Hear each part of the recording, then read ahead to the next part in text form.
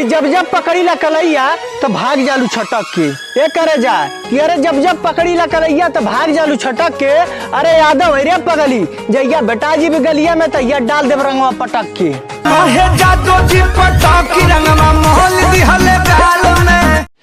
कि अरे भौजी कहे नी भैया से कि समझा दा अपने छोटका भैया के।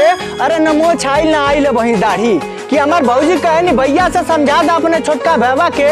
अरे नमो छाइल ना आइल वही दाढ़ी। अरे तब वो होलिया में देखावत बने रोज अपन पिचकारी।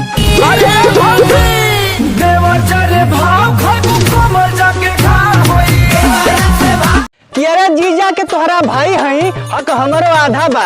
अरे रंग लेके आइल बानी बोला का इरादा बा। अरे दाया गलिया पे हम लगाई अब बाया पे तू लगाला। अरे करे जा आसो के होली हमरे साथे मनाला।